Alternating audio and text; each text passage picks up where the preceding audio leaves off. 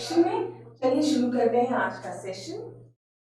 हमारा पहला जो न्यूज है वो है the financial action task force FATF have voted to keep Pakistan under its grey list. The decision by the FATF was taken because Pakistan failed to comply with the 27 parameters set by the FATF and has completed only 21। जैसा कि आप जानते हैं कि पाकिस्तान को FATF की जो grey list है उससे हटाया नहीं गया है। और क्यों नहीं हटाया गया है? क्योंकि जो इनके 27 मापदंड है उनमें से वो सिर्फ 21 मापदंडों को ही पूरा कर पाया है, इस वजह से उसको सिर्फ ग्रे लिस्ट में रखा गया है। आइए इसके बारे में कुछ जान लेते हैं। If you talk about financial action task force, तो ये क्या चीज है? देखिए मैंने मेंशन किया हुआ है आपका, it is an intergovernmental organisation, एक तरह की अंतर सरकारी संगठन है ये, ठीक है। And it was founded in the year 1989 में इसका गठन हुआ था।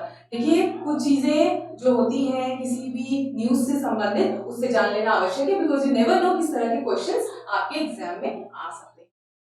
तो आगे हम बात करते हैं कि इसका जो गठन हुआ था 89 में हुआ था। G7 जो देश है आपके, जिसमें आपका इटली आता है, जर्मनी आता है, देन जापान आता है, फ्रांस आता है, देन वी हैव कनाडा, फिर है आपका यूएस और यूके। ये आपका 6 देश है, माफ कीजिएगा ये 7 देश है जो मिलके G7 बनाते हैं। तो इनके इनिशिएटिव से फाइनेंशियल एक्शन टास्क फोर्स का गठन किया गया था। इसके अलावा क्यों किया गया था? टू कॉम्बैट मनी लॉन्ड्रिंग, यानी मनी लॉन्ड्रिंग से निपटने के लिए। नेक्स्ट 2011 में इसके तहत जो टेररिज्म फाइनेंसिंग है, जो आतंकवाद वित्त पोषण है, इसे भी इसके अंतर्गत शामिल कर लिया गया। कहने का मतलब है कि इस लिस्ट में उन कंट्रीज को रखा जाता है जो मनी लॉन्ड्रिंग के तहत या टेररिज्म फाइनेंसिंग के तहत आती है, या उनकी उन कंट्रीज में पाया जाता है, दोषी पाई जाती है वो कंट्रीज। आगे अगर हम बात करें, since 2000 FATF have maintained a blacklist and a grey list, यानी 2000 से आपका जो FATF है इसकी दो लिस्ट है, एक आपकी ब्लैक लिस्ट और आपकी ग्रे लिस्ट। अगर हम ब्लैक लिस्ट की बात करें तो नाम से ही आप समझ रहे हैं, वो कंट्रीज जो ब्लैक लिस्टेड है उन्हें इस लिस्ट में रखा जाता है और इन कंट्रीज में कॉल फॉर एक्शन की आवश्यकता होती है। कहने का मतलब है कि ये वो कंट्रीज हैं या वो कंट्रीज जिन्हें ब्लैक लिस्ट में रखा जाता है, वहां यूनाइटेड नेशंस तुरंत जाके एक्शन लेती है। वहां की स्थिति खराब हो चुकी होती है कि वहां पे एक्शन लेने की आवश्यकता होती है, तो वो ब्लैक लिस्ट में उन्हें रखा जाता है। Next we have grey list. Grey list की अगर हम बात करें तो ग्रे लिस्ट में वो कंट्रीज आती हैं जिन्हें खुद अपने देश में एक्शन लेने की आवश्यकता होती है। जैसा कि अभी आपका पाकिस्तान के केस में उसको कहा गया है, उसे 27 मापदंड दिए गए हैं, पैरामीटर्स दिए गए थे जिनको उसे पूरा करना था, जिसमें से वो सिर्फ 21 को ही पूरा कर पाया है। तो यहाँ पे अदर मॉनिटर्ड ज्यूरिसडिक्शन होता है। कहने का मतलब ये जो कंट्रीज होती हैं ये ज्यूरिसडिक्शन में आती हैं, इनके ऊपर ध्यान रखा जाता है, इनके ऊपर मॉनिटरिंग करी जाती है, और जब वो पैरामीटर्स को पूरा कर लेती हैं तो ही उन्हें इस लिस्ट से हटाया जाता है।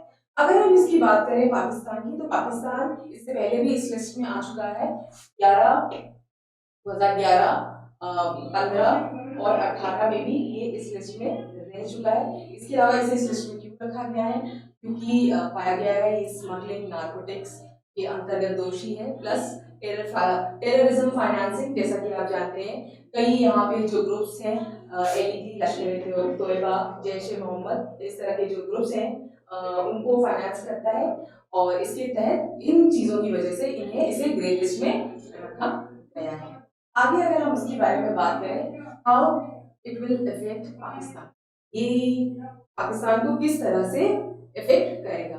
अगर हम इसकी बात करें तो जो पाकिस्तान की जो रेटिंग है इंटरनेशनल ऑर्गेनाइजेशन में, वहाँ इसकी जो रेटिंग है उससे डाउन कर दिया जाएगा, या इसकी रेटिंग डाउन मानी जाएगी, जिसके तहत ये कहा जा सकता है कि जो एशियन डेवलपमेंट बैंक है या इंटरनेशनल मॉनेटरी फंड है या जो आपका वर्ल्ड बैंक है, वो अब इसे लोन या आर्थिक मदद नहीं देगा, या अगर देगा तो कड़ी शर्तों या बहुत ऊंचे इंटरेस्ट या बहुत ज्यादा इंटरेस्ट पे ही देगा।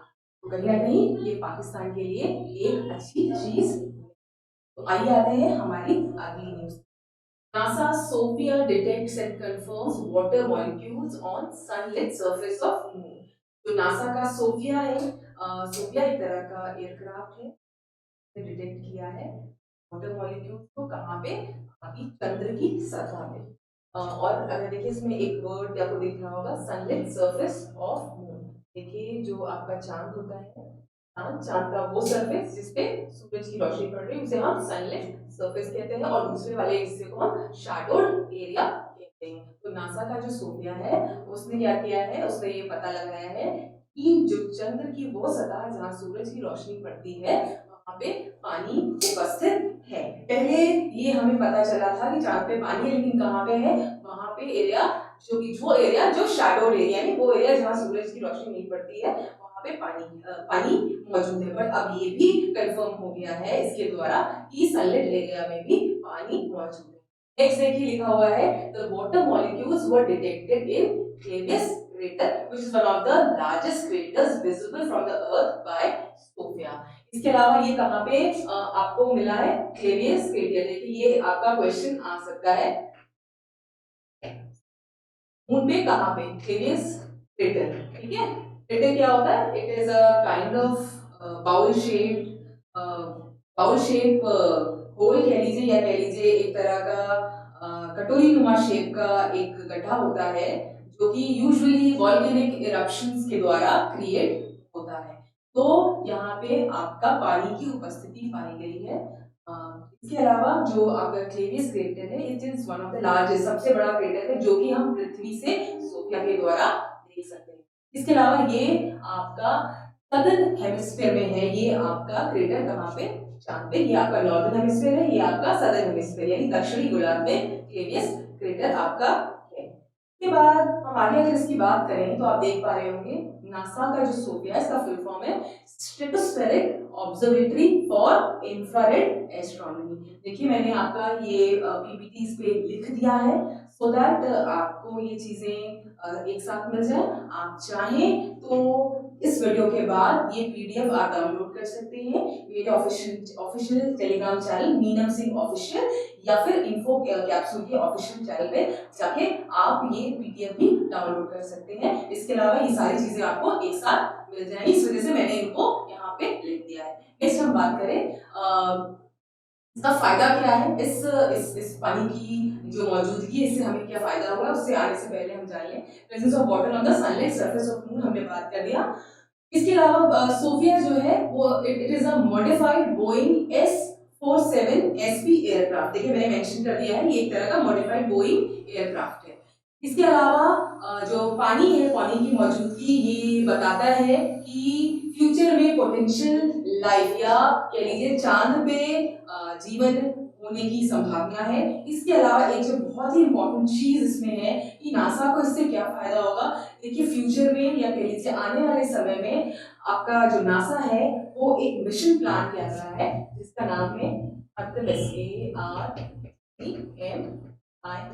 ये मिशन क्या है, ये 2022 में, इसके तहत नासा पहली बार एक महिला को चांद पे लेके जाने वाला है। ऑब्वियसली इसमें मेल्स भी होंगे बट पहली बार महिला को चांद की सतह पे लेके जाने वाला है 2022 में। तो इस पानी की मौजूदगी से फायदा ये होगा कि देखिए जो एस्ट्रोनॉट्स होते हैं वो अपने साथ पानी लेके जाते हैं टू जनरेट रॉकेट फ्यूल। तो अगर ये पानी उन्हें वहीं मिल जाएगा तो ऑब्वियसली उनके लिए ये बहुत ही अच्छा होगा। इसके अलावा आपको याद होगा चंद्रयान-1 आपका भारत का चंद्रयान-1 2009 में उसने भी इसकी पुष्टि करी थी कि चांद पे पानी मौजूद है। तो ये तो बात हो गई हमारे नासा के सोफिया मिशन की। देखिए आर्टेमिस, इसे जरूर याद रखिएगा, ये एक क्वेश्चन आपका बन सकता है। आते हैं हमारे अगले प्रश्न की तरफ जो कि कुछ प्रकार से है। Delhi CM Arvind Kejriwal launch green Delhi app on October 29। आपका ये जो ऐप है सीएम केजरीवाल ने दिल्ली में लॉन्च किया है, ग्रीन दिल्ली ऐप के नाम से जाना जाएगा। उसके बाद आगे The Green Delhi app is launched to keep a check on rising air pollution in Delhi and bring pollution causing activities to the state government's notice। तो ये जो आपका ऐप है इसके तहत दिल्ली में बढ़ते वायु प्रदूषण पर नियंत्रण रखने और राज्य सरकार को नोटिस में प्रदूषण फैलने वाली गतिविधियों को लाने के लिए ग्रीन दिल्ली ऐप को लॉन्च किया गया है। तो ग्रीन दिल्ली ऐप किसका है? दिल्ली का है। इसके अलावा अगर आपको याद होगा, युद्ध प्रदूषण के विरुद्ध सीएम केजरीवाल ने इससे पहले ये मिशन चलाया था कॉम्बैट करने के लिए। किसको?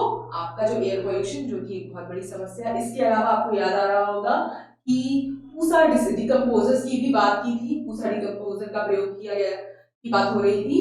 आपका जो पराली है, जो पराली को जलाने से जो एयर पोल्यूशन होता है उसको रोकने के लिए। आते हैं हम हमारी अगली न्यूज की तरफ, जो कि कुछ इस प्रकार से है।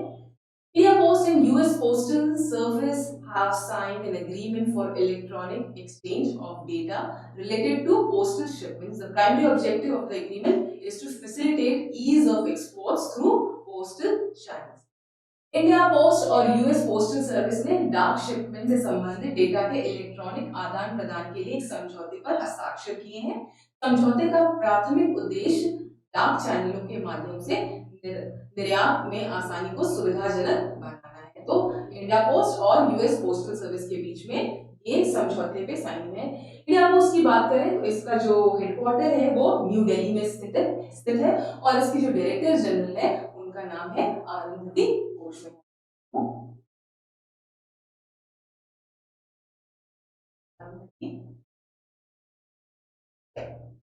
ये था हमारा आज का करंट अफेयर्स। तो मिलते हैं हमारे अगले पार्ट में। तब तक के लिए स्वस्थ रहिए, सुरक्षित रहिए। इसके अलावा अगर आप चाहते हैं इस वीडियो के डाउनलोड करना या फिर और जो करंट अफेयर्स है वो उसके बारे में जानकारी चाहते हैं तो आप मुझे मेरे सिंह ऑफिशियल पे ज्वाइन कर सकते हैं या फिर आप इनको इन्फो कैप्सूल की ऑफिशियल चैनल पे हमें ज्वाइन कर